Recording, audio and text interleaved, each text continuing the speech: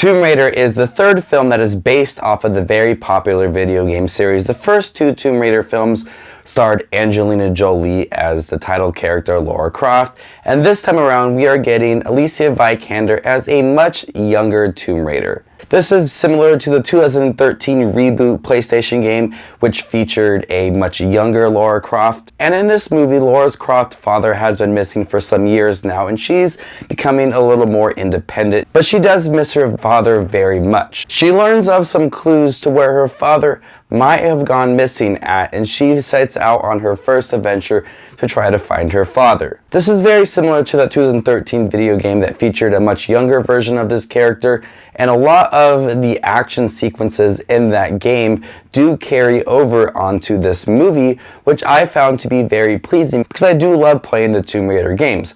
And with that, I loved this movie. It was so fun, and I think that they built up the character of Lara Croft so well. Alicia Vikander, I feel like, was born to play this role. She looks the part of a younger Lara Croft, like that video game. And not only does she look the part of Lara Croft, she brings that sense of fearlessness and bravery to the role that I definitely did admire. And as she's filming this movie, I can also tell that she's having a little fun with it. You can tell that she has a genuine smile on her face when she's playing this character.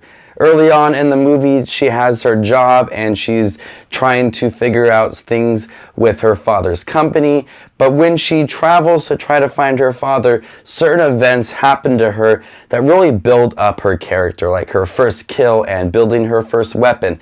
Things like that really build up this character and add a little more fearlessness and really strengthen who she is. And those are easily some of my favorite moments in the movie. This movie also has a little more tomb raiding aspects to it than the other two movies did, and also has a little more puzzle solving for our character to do. And I love those moments. I loved playing the games and you had to solve puzzles and you had to find maps and build things together to, solve whatever you were doing. And there's a lot of moments like that in this movie, which I found to be a lot of fun and added some suspenseful moments to that as well. Now we're getting to the villain who's been stuck on this island, and Lara Croft has traveled to this island to try to find her father.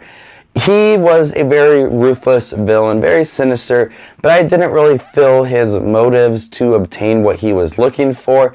And that's probably one of my biggest drawbacks for this movie, is that I really didn't feel the need for this villain to obtain what he was looking for. But still, I loved this film. It visually is a good movie.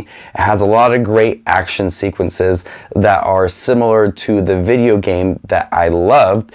And I could easily say that this is probably the best video game adaptation I have seen. I really enjoyed this movie.